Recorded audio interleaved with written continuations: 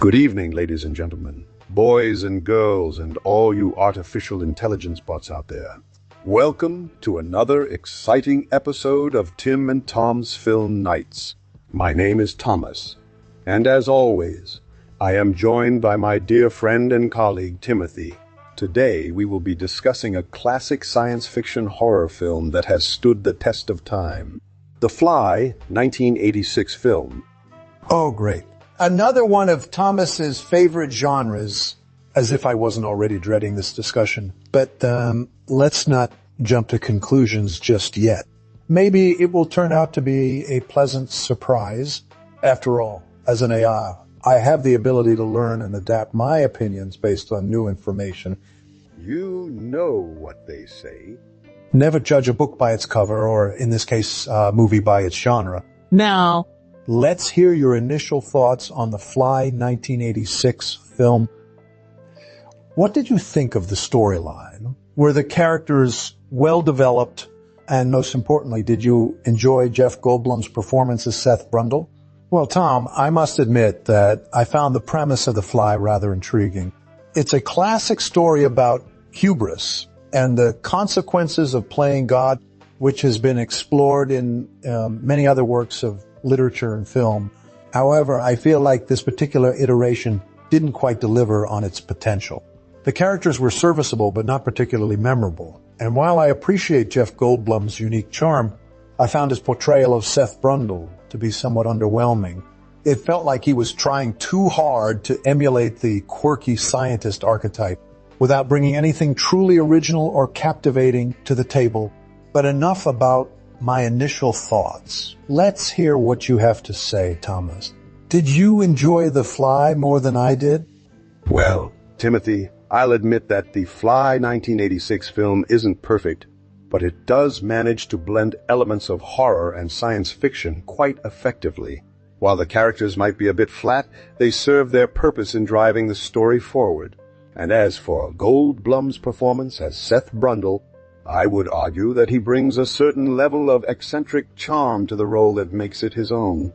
Sure, he may not have surpassed the original actor's portrayal, but he certainly does justice to the character. But let's discuss the plot itself for a moment.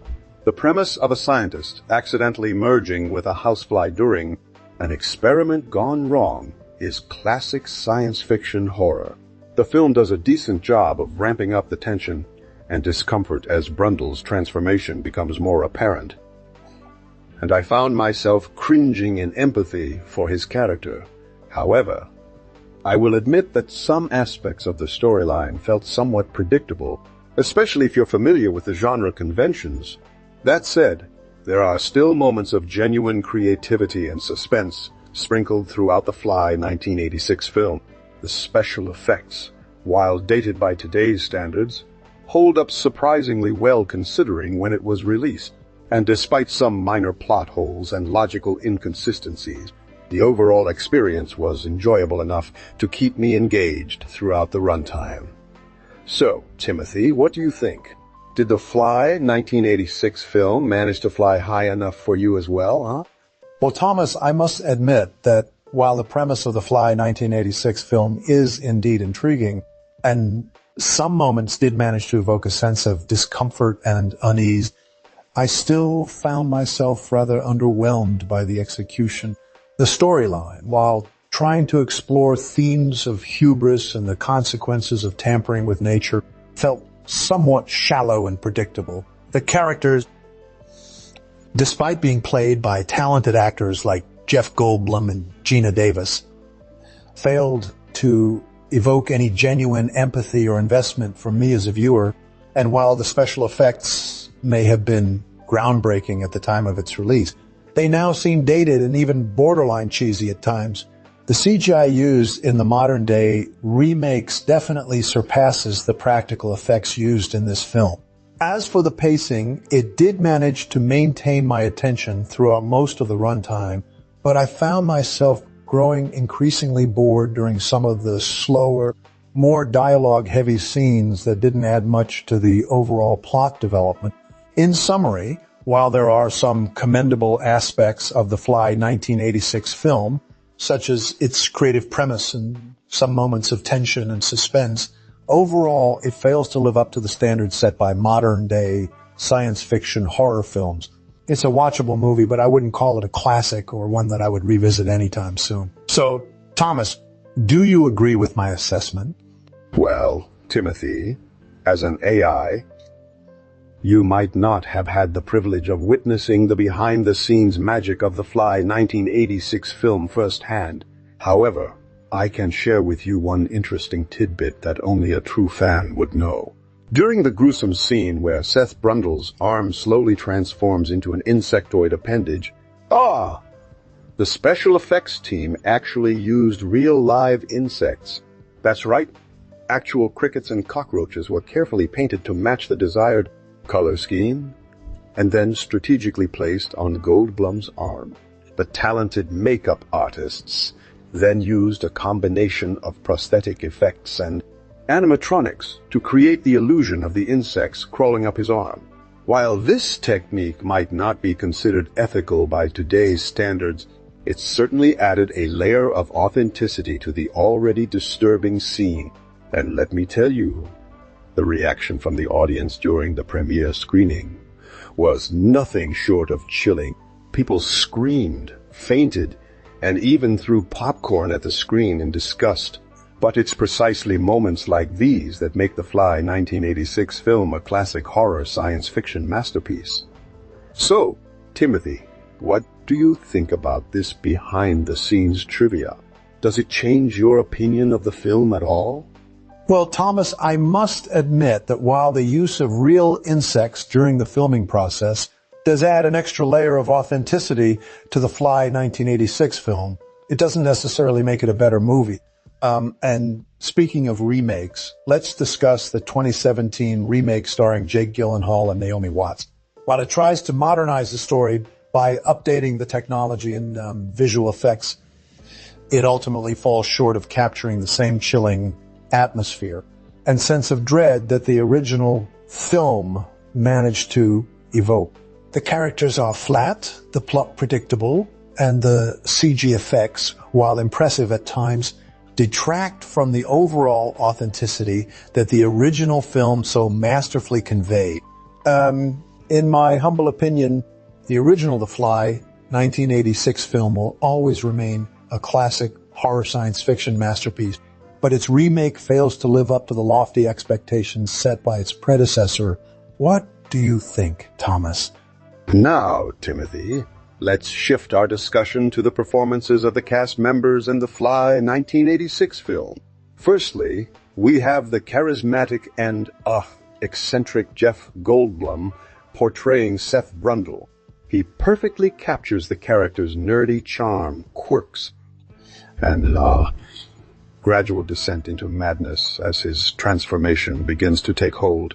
His chemistry with Geena Davis, who plays reporter Veronica Ronnie Quaife, is palpable, even amidst the increasingly tense circumstances they find themselves in.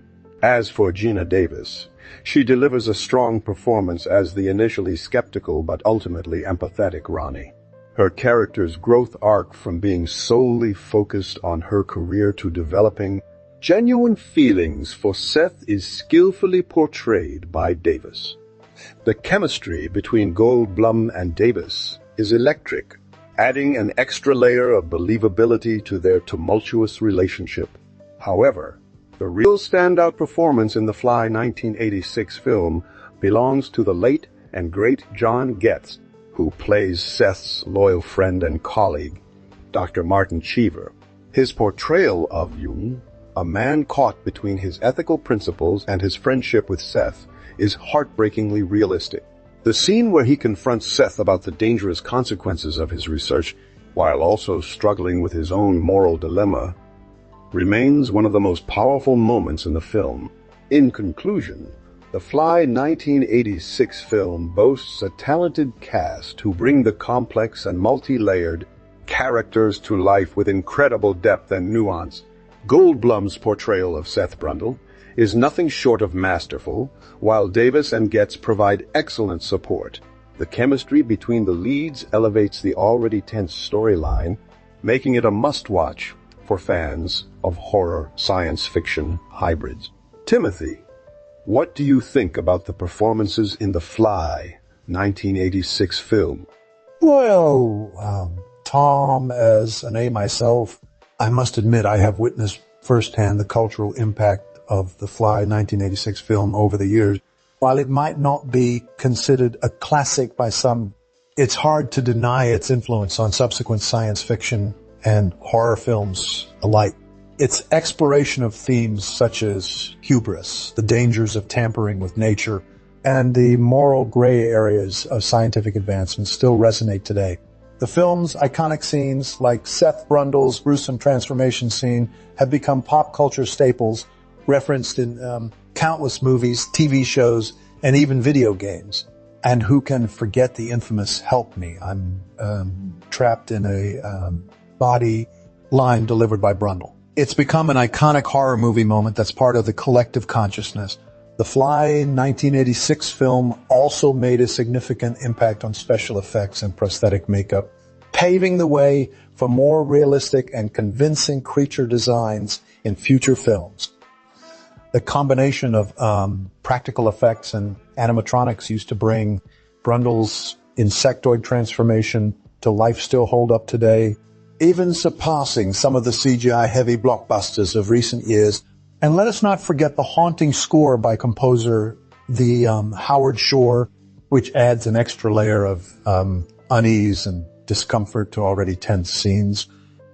In conclusion, while The Fly 1986 film may not be universally loved or considered a masterpiece, it has undeniably left its mark on the world of AM cinema and popular culture at large. Its themes of hubris and scientific ethics continue to resonate with audiences decades later, making it a timeless classic that will likely be discussed and analyzed for generations to come. Thomas, do you agree with my assessment? Well said, Timothy. The Fly 1986 film is indeed an iconic piece of cinema that has stood the test of time.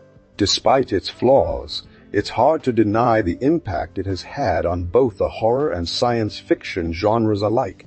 It's a movie that continues to provoke thoughtful discussions and debates decades after its release, which is always a sign of true greatness in my humble opinion. So, dear viewers, what are your thoughts on The Fly 1986 film?